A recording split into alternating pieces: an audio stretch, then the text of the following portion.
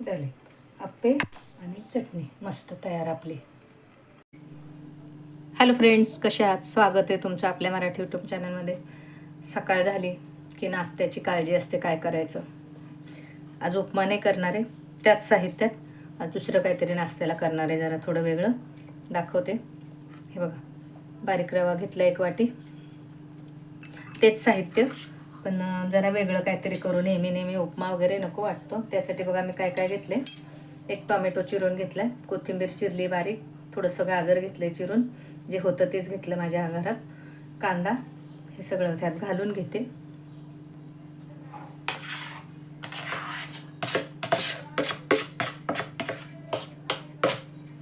ह्यात मी घालते आता, हे बघा, हे दही आहे वाटीभर, मिरचीची पेस्ट घालते थोडं आल्याची पेस्ट आणि थोडीशी लसूणची पेस्ट. हे बघा, ही लसूणची पेस्ट आहे, केलेलेच आहेत घरात म्हणून घालते. हे बघा, मीठ घालायचे, मीठ घातलं, थोडं जिरं घालते, 1 पाव चमचा, किंचित हळद आणि थोडंसं लाल तिखट घालते. मिक्स करून घेते चांगलं सगळं. ह्यात आपण पाणी नाही घातले, जर लागलंच तर नंतर थोडंसं घालू, कारण दही आहे आणि टोमॅटोमुळं पाणी पण सुटतं त्याला. तर हे 5 मिनटं ठेवून देते मी, नंतर थोडंसं पाणी घालू आपण लागलं तर. तोपर्यंत मी थोडी चटणी करायला घेते, कारण त्याच्याशी खायला चटणी पाहिजेच ना. हे बघा, थोडंसं लागेल पाणी आपल्याला, पण आता मी असंच ठेवते भिजायला थोडंसं.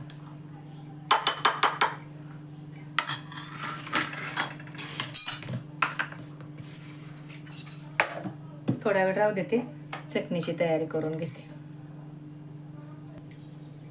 चटणीला बघा काय काय घेतले मी. ओलं खोबरं घेतले, डाळवं घेतले अर्धी वाटी, भाजकी डाळ आपली चिवड्याची, जिरं, लसूण, मीठ आणि 4च मिरच्या घेतल्यात, कोथिंबीर घेतली काड्यांसहित, कोवळी कोथिंबीर आहे त्याच्यामुळे. आता ही चटणी करून घेते. मिरच्या लवंगी आहेत म्हणून 4च घेतल्यात.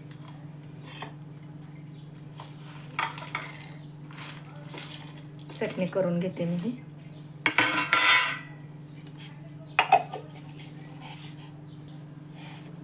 चटणी करून घेतली मस्त आहे.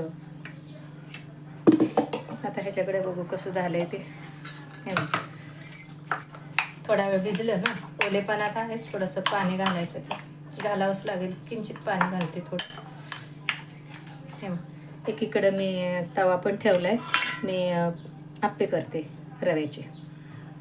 हे बघा, इथं मी आप्पेचा तवा तापायला ठेवला आहे. खाली साधा जुना माझा एक डोश्याचा तवा आहे जुना, तो खाली ठेवला आहे, त्याच्यावर आप्पेचा पॅन ठेवला आहे मी तापायला. तोपर्यंत ह्यात थोडंसं पाणी घालून मिक्स करून घेते मी त्या बॅटरमध्ये. थोडंसं पाणी घालते.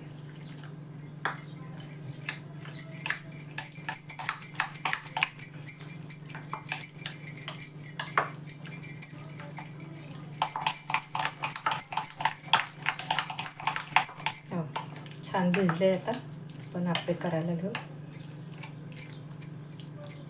साधारण असंच ठेवायचं.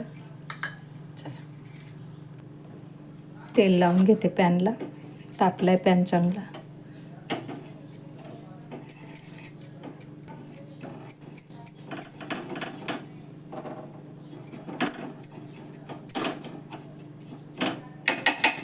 घालून घेते. आधी कडेकडेच्यात घालायचं, नंतर मध्ये घालायचं, कारण मधला भाग जास्त तापलेला असतो ना.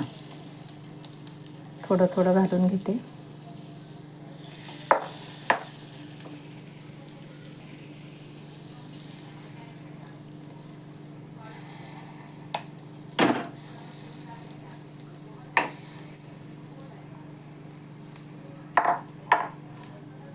आता जरा गॅस मिडियम करून होऊ देते, झाकण ठेवते.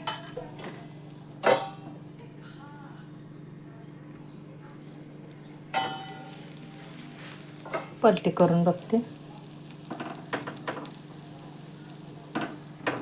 नाही झालं अजून, होऊ देते थोडा वेळ.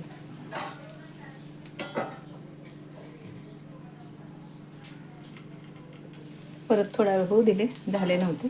आता बघते, जरा गॅस बारीक करते.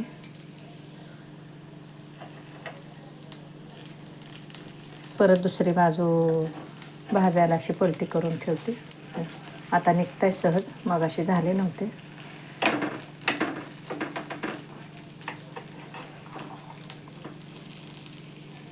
मधले तर होतात मध्ये, कारण जास्त आच लागत असते ना कोणत्याही गोष्टीला. गॅसची फ्लेममध्ये जास्त लागते. पलटी करून घेतले सगळे. आता परत दुसरी बाजू चांगली शेकू देते. उपमा नेहमी करण्याऐवजी असं आपलं केलं काहीतरी वेगळं तर छान वाटतं. एक वेगळा पदार्थ पण.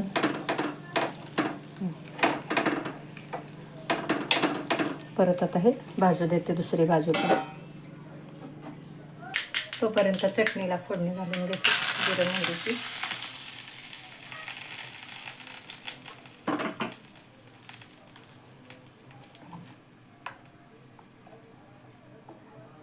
चटणीशिवाय काही मजा नाही.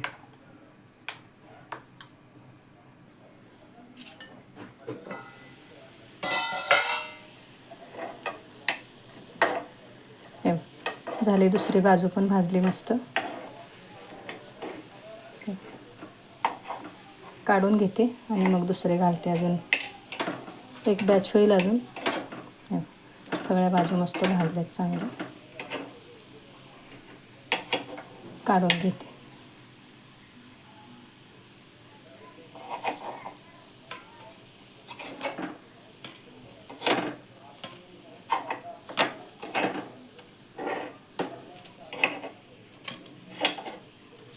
नेहमी उपमा वगैरे करण्यापेक्षा असं छान करू शकतो आपण. चवीला पण छान लागतात. आणि शिवाय चटणी केल्यामुळे अजून मजा येते. अजून घालून घेते थोडंसं तेल.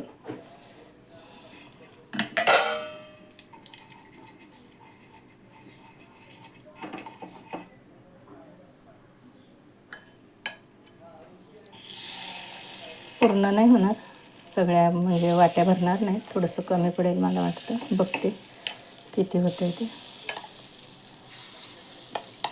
कमीच पडेल, हरकत नाही. मी थोडंसंच केलं होतं.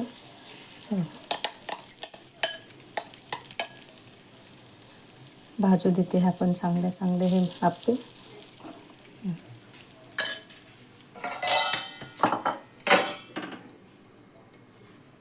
हे मस्त असे आपले आप्पे आणि चटणी तयार झाली. करून बघा. रेसिपी आवडली तर लाईक करा, शेअर करा, सबस्क्राईब करा.